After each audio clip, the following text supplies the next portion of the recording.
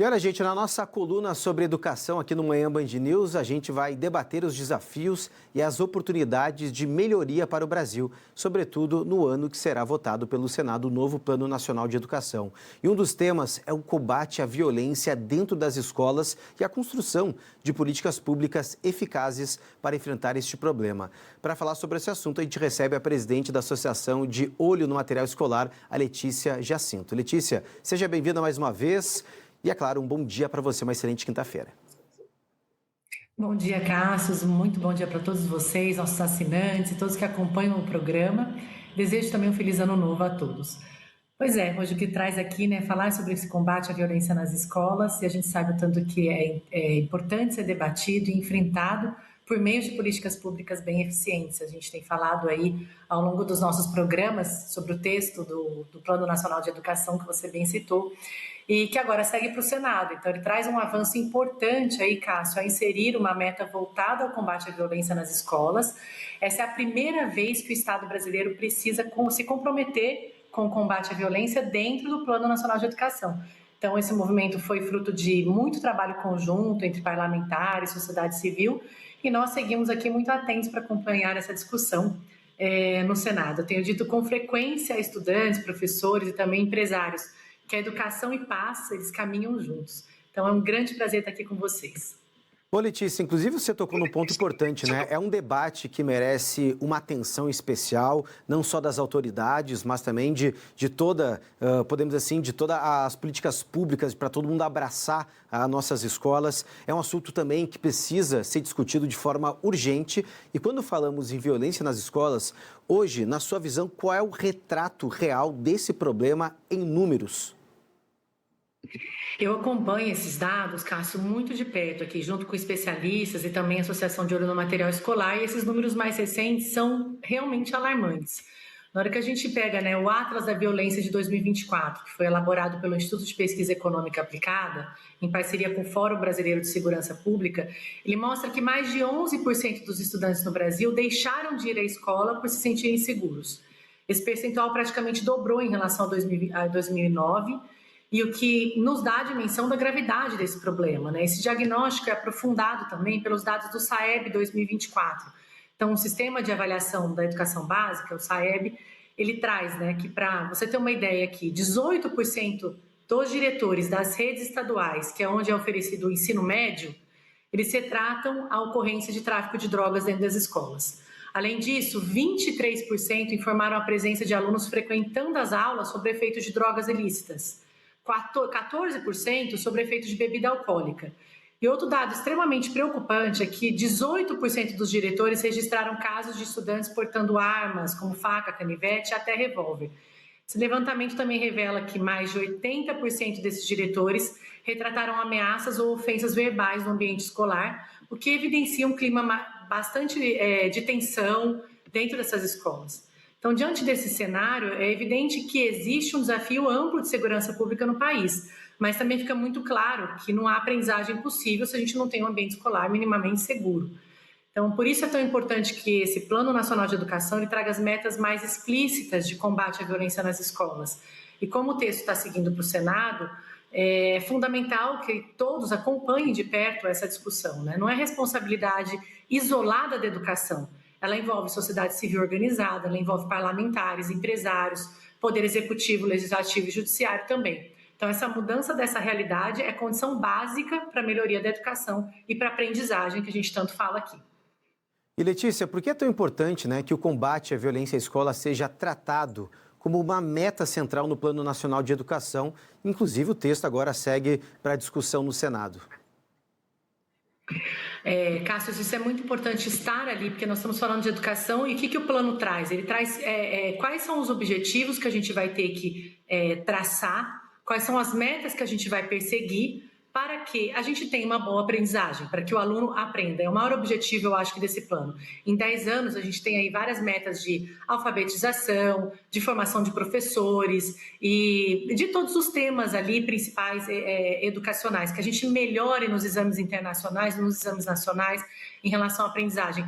Como que isso é possível num ambiente tão hostil que a gente acabou de falar aqui, os dados, tanto do SAEB, todos os dados que a gente trouxe. Então, a criança abandonar a escola porque ela não está se sentindo segura, o pai deixar aquela criança na escola para que ela aprenda, para que ela saia melhor, para que ela tenha uma perspectiva de futuro, e aí o que é apresentado a ela é esse ambiente de medo, é muito complicado. A gente, foi o que eu falei ali no início, não existe educação sem paz. Eu acho que essas duas coisas, esses dois temas, eles têm que caminhar juntos.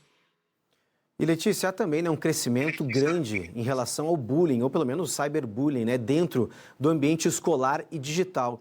O que exatamente é esse tipo, né, de violência, como afeta as crianças e como também elas têm enfrentado isso no dia a dia, na sua rotina?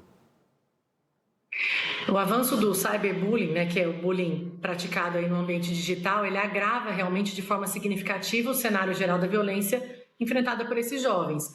Hoje é cada vez mais comum vermos situações das fake news, isso é falado muito aqui, né? Notícias falsas que vão se espalhando rapidamente, de alguma maneira, podem induzir os jovens a comportamentos de risco, como o consumo de algumas substâncias, adoção de práticas sem qualquer respaldo científico, médico ou até educacional.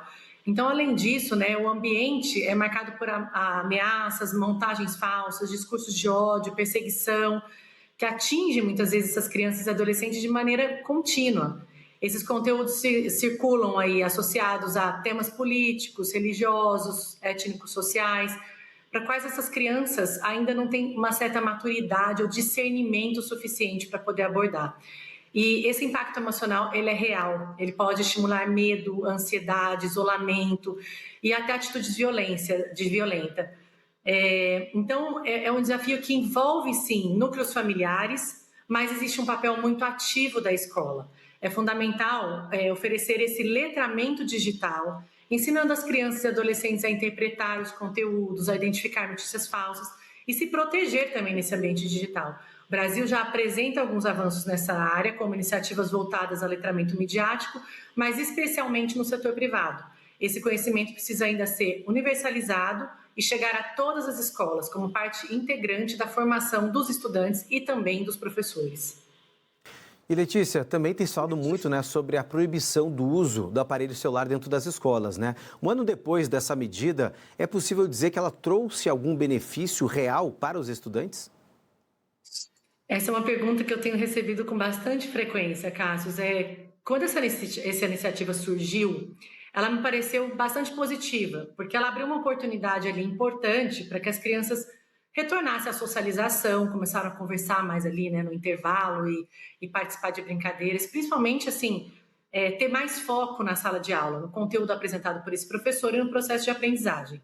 Muitos gestores e professores já relataram mudanças favoráveis nesse cotidiano escolar. Redução de distração, ambiente mais tranquilo, maior atenção dos alunos e uma rotina assim menos interrompida pelo uso constante desse aparelho. Nesse sentido, a gente pode falar que a medida foi bem recebida e mostrou efeitos positivos no dia a dia da escola. Mas, por outro lado, quando falamos em impactos diretos no aprendizado, ainda é cedo para a gente ter conclusões definitivas. Nós temos aí um ano disso, né? Um ano é pouco para tentar medir efeitos educacionais realmente com precisão, ou seja, se o aluno aprendeu ou não mais devido a essa medida. O próprio Ministério da Educação, ele anunciou que fará no primeiro semestre de 2026 uma pesquisa nacional para avaliar como a medida está sendo adotada e quais são realmente seus impactos. Esse cuidado é importante, mas, sobretudo, se considerarmos que o Brasil está entre os países que mais utilizam o celular do mundo, ele fica mais importante ainda, né? Os dados do PISA de 2022 indicam que cerca de 80% dos estudantes relataram dificuldade de concentração associada a esse uso do celular. Toda hora chega uma mensagem, é rede social que o aluno quer tá checando. Então, realmente é preocupante e o Brasil utiliza muito esse aparelho. E, ao mesmo tempo, é fundamental reconhecer que o celular pode ser uma ferramenta educativa potente, quando ele for utilizado de forma orientada, pedagógica. Então, o caminho, eu acredito que não é radicalismo, mas sim o equilíbrio. Nós vamos acompanhar esse tema muito de perto. Quando essa pesquisa for divulgada, né, quando a gente tiver mais dados ali orientando, somado a outros estudos que a gente já está monitorando, a gente vai trazer aqui para vocês e para a nossa audiência uma análise bastante cuidadosa e precisa em primeira mão. Perfeito, Letícia. Muito obrigado pela sua participação mais uma vez. Muito bom te ouvir, para a gente também trazer a importância e o peso que a educação tem aí para a nossa criançada, que é o nosso futuro. Uma boa quinta-feira, um bom restinho de semana para você por aí. Obrigada, Cassius. Quero agradecer você, também toda a nossa audiência por essa oportunidade de discutir esse tema que é tão sensível e necessário. A gente vai continuar tratando desse assunto em breve, ele exige acompanhamento constante, especialmente em um ano eleitoral, né? O tema da segurança pública, de forma indissociável, segurança nas escolas, precisa realmente ser debatido com muita seriedade e responsabilidade. E esse também é um papel da sociedade civil aqui que nos ouve, promover o debate público, cobrar políticas públicas eficazes e acompanhar para que elas gerem resultados concretos. Então, agradeço esse espaço, a abertura, e que essa discussão aconteça de forma bastante transparente, baseada em dados e evidências, e compromisso com o futuro dos jovens. Até a próxima. Até a próxima. Muito obrigado.